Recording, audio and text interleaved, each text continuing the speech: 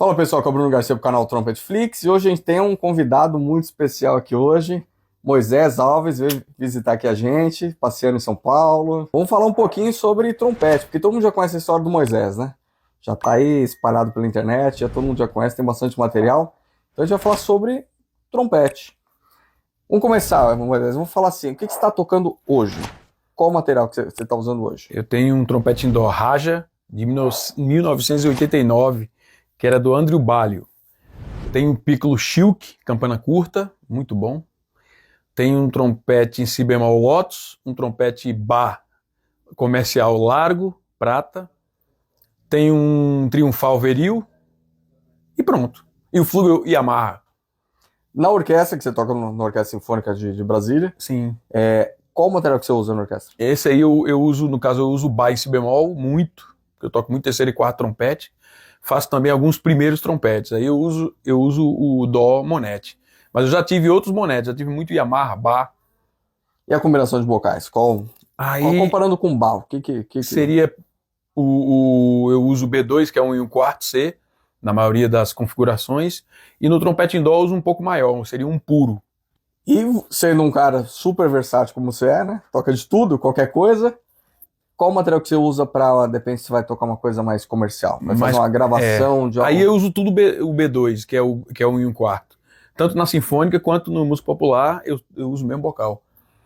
E o trompete? E o trompete, o comercial, usei muito tempo. Usei também o comercial ML, depois passei pro largo. E antes eu usei o 72, tive o 37, tive o Yamaha, o N Bergeron, tive também.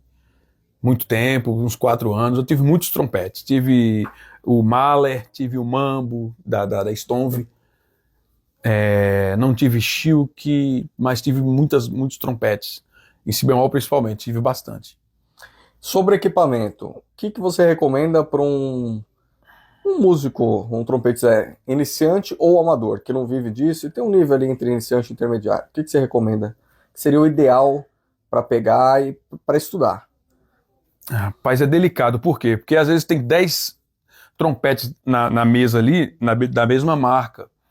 E eu experimento os 10 e escolho um deles. Então é importante que o aluno tenha uma sensação, independente da marca. Primeiro vê as condições. Você tem R$1.000? Vê os trompetes de R$1.000.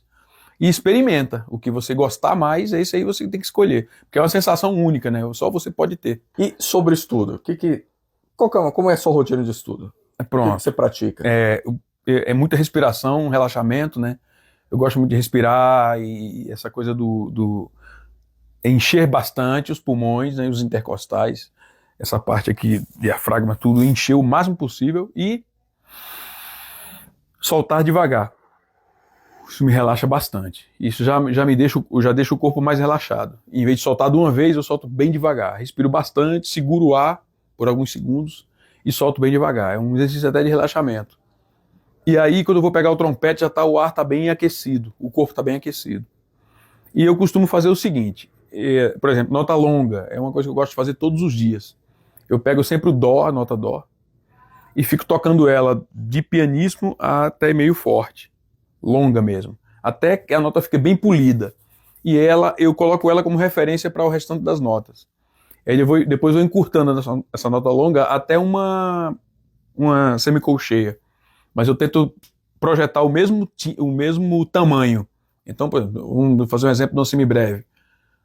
Dó, 1, 2, 3, 4, Pá. E aí vou encurtando ela. Mas eu imagino que nesse Pá tem o mesmo tamanho da semibreve. É na minha cabeça isso.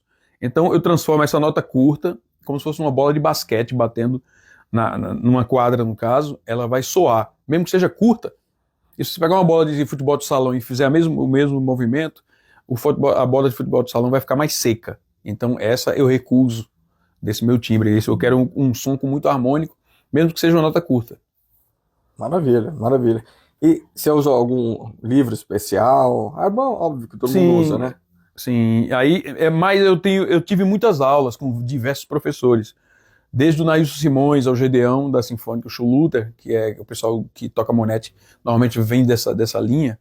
Mas eu também tive com outros professores. Eu tive com o Reginaldo Farias, muito tempo. Tive com o Gilberto Siqueira, foi pouco tempo. Cascapeira eu tive um pouco mais de tempo. O Sérgio Cascapeira, que era... Foi o professor. Pronto. Ué. Tive aula com o Cascapeira, mas tive muito com o Reginaldo Farias. Isso, pessoal aqui de São Paulo. Mas depois na França tive com o Pierre Dutot, tanto aqui no Brasil, quanto lá na casa dele tive aulas com ele. Então a minha mente é um pouco mais aberta em relação a material. Eu não uso só o Monete. Então hoje eu tô com o Monete, mas posso de repente tocar num Yamaha. Para mim não tem essa quebra de fidelidade. Então, e mesma coisa com método e com professores. Então, como eu tive vários professores e diversos métodos, eu aproveitei e criei minha própria metodologia de estudos. Então, em vez de ficar pensando no Arban só, não, eu penso nas notas que estão ali. Então, eu vou criando meus exercícios, porque, na verdade, é muito específico, né? Cada aluno é um mundo. Então, esse aluno, às vezes, precisa de nota longa no grave. O outro aluno precisa tocar menos agudo, toca muito agudo. Às vezes toca muita nota no improviso, tem que tocar menos nota, tem que ouvir mais Chet Baker. É uma questão de cada arcada dentária, né? É como se fosse isso. Cada é única, né? Cada mordida é única. Então cada trompetista precisa entender o que é que ele precisa no todo. Então fazer um check-up dos pés à cabeça. E como que é um dia tradicional do Moisés Alves? Pronto. Tipo, sei lá, um dia que vai tocar na orquestra, como... Você tem alguma... É o que eu quero saber, assim, se você tem alguma diferença de aquecimento para tocar na orquestra ou para, de repente, tocar algo de música popular? Não. O que acontece muitas vezes é como agora eu estou com 55 anos de idade. Então eu escutei muito. Eu cheguei a morar em Cuba, porque eu gosto muito da música cubana. Conheci Porto Rico, conheci alguns países da Latinoamérica e Estados Unidos e tal. A questão é que o aquecimento é o mesmo. Mesma coisa que eu uso, o material também é 1/4, sempre foi. O trompete sempre foi um instrumento mais ou menos largo ou ML. Eu não tenho tanto problema quanto a isso, mas gosto de experimentar. Então se eu estou com ML eu fico insatisfeito. Se daqui a pouco tiver um colega meu com um trompete largo, eu vou e troco. É porque eu gosto de experimentar, na verdade.